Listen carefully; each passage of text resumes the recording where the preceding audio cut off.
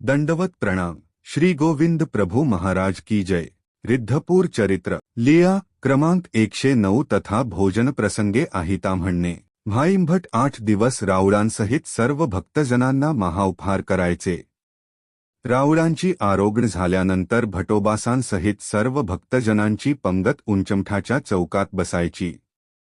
प्रत्येक भक्तजनाला 4 वेठमांडे, 4 वडे, भरपूर तूप असे सर्व पदार्थ 8 दिवसाच्या महाउपहारामध्ये भाईंभट वाढायचे। एके दिवशी असाच भाईंभटांनी महाउपहार केला। राऊळांची तेलमालिश झाली, स्नान झाले, राऊळांचे पूजन झाले। नंतर राऊळांची आरोगणा झाली, गुळण्या झाल्या, विडा झाला।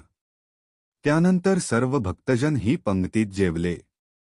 पण त्या रात्री साधाईसाला भूक नसल्यामुळे त्या जेवल्या नाही। एका थाळीमध्ये पायाचे तूप घेतले होते ते थंडीमुळे गारठले। दुसऱ्या दिवशी सकाळीच सूर्योदयानंतर उंचमठाच्या वाव्य दिशेच्या कोपऱ्यात रात्री घेतलेले पायाचे पदार्थ साधाईसा जेवत बसल्या होत्या। राऊळ शतपावली करत होते। साधाईसाच्या थाळीमध्ये खूप असे गारठलेले तूप पसरले होते। ते धिरड्यासारखे दिसत होते। ते पाहून राऊळ म्हणाले, मेली जाये हा काय आहिता?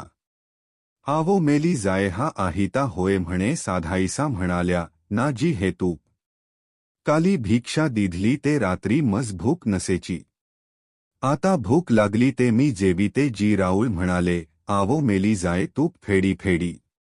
एरहवी लुलुसी होईल लुलुसी, तूप काढ काढ।